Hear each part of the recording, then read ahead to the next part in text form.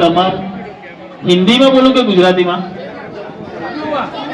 हिंदी हिंदी बता में पास है।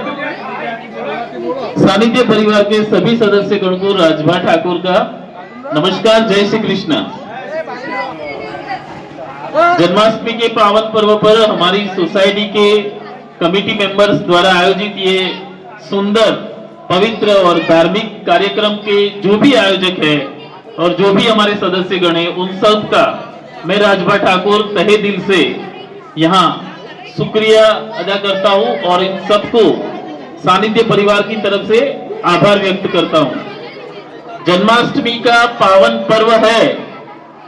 हमारे बड़े भाई श्री खमार साहब हमको बोल रहे थे कि आप पूरा कार्यक्रम संभाल लीजिए, लेकिन मैं वो तो नहीं करने वाला, लेकिन आपसे दो शब्द कहने वाला हूं कि कृष्ण भगवान जब कलयुग आने वाला था, यहाँ हमारे बड़े बुजुर्ग वडील भी होंगे, उनको पता होगा कि कृष्ण अवतार भगवान श्री कृष्ण जब कलयुग आने वाला था, तब कृष्ण भगवान की कलयुग से बात हो रही थी। गुजराती में कलयुग को कलजुग बोलते हैं।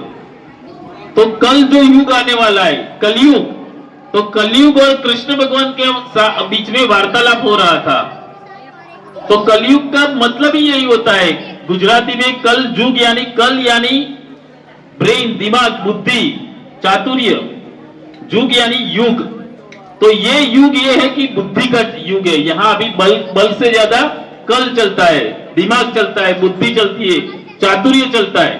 पहले के जमाने में जैसे तलवार, भाला या हथियार से जो काम होता था, वो आज कलम से होता है। इसलिए मैं बच्चों को कहने चाहता हूं कि ये कलयुग है, कल यानी बुद्धि का युग है। तो आप पढ़ाई लिखाई में बराबर ध्यान रखना, आने वाला कल कलम का है, ये युग शिक्षा का है।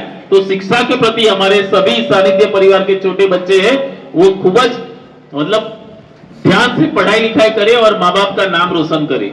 अब दूसरी बात, कलयुग जब आने वाला था तो कलयुग कृष्ण भगवान से सब शर्त रख रहा था, अपनी शर्तें रख रहा था कि मैं कलयुग में ऐसा करूंगा कि दो भाई आपस में बातचीत नहीं कर पाएंगे, दो भाई के बीच में झगड़ा रहेगा, माँ बहन के बीच में झगड़ा रहेगा, बहू और सास के बीच में झगड़ा रहेगा, किसी को मैं एक नहीं होने दूंगा।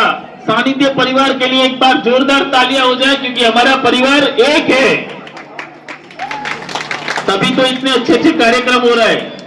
कलयुग ने बोला कि कलयुग में मैं कोई किसी को एक नहीं होने दूंगा, अच्छा काम होगा तो उसमें रुकावट डालूंगा, बाधा डालूंगा, विघ्न डालूंगा।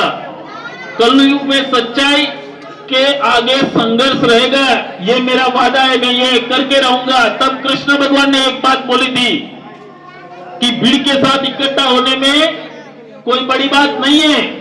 कौरवों के साथ महाभारत में कौरवों के पास नारायणी सेना थी, संख्या बहुत बड़ी थी, लेकिन मैं कृष्ण, मैं पांडवों के साथ रहा था, क्योंकि वो सच्चे थे, सत्य थे और न्याय के साथ रहा था।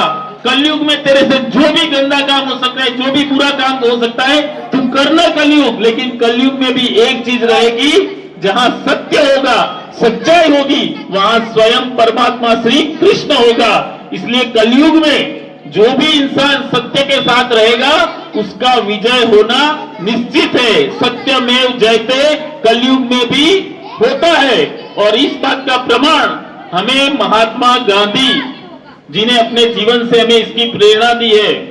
अंग्रेज फिरंगी, इन्होंने आधे से ज्यादा दुनिया को अपनी गुलाम बना के रखी थी। इनके पास सैन्य था, शस्त्र थे, सब कुछ था, जबकि हमारे महात्मा गांधी जी के पास सिर्फ सत्य था। और वो सत्य के बलबूते पे उन्होंने अंग्रेजों को भी भारत छोड़ के वापस जाने के लिए मजबूर किया था। इसलिए मैं खुद ये कहता हूं, हमने तो सत्य के इतने ज्यादा कुछ अपनी लाइफ में प्रयोग नहीं किए होंगे, शायद जब जरूरत पड़ी होगी तब शायद थोड़ा बहुत झूठ का सहारा लिया होगा, लेकिन महात्मा गांधी जी ने अपने जीवन से हमें प्रेरणा दी थी।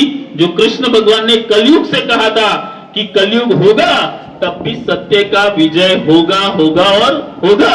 तो जन्माष्टमी के पावन पर्व पर मेरा आप सबसे अनुरोध है कि हमारे जीवन में अगर हम 100% सत्य के साथ नहीं चल सकते, लेकिन हमें मैक्सिमम ट्राई करना चाहिए कि हम सत्य के साथ रहेंगे। और सत्य के साथ रहोगे तो संघर्ष आएगा, बाधाएं आएगी, विघ्न आएगा, लेकिन विजय आपकी सच्चाई का होगा। सत्यमेव जयते। जय श्री कृष्ण। Thank you. खूप आभार आमदार साहेब।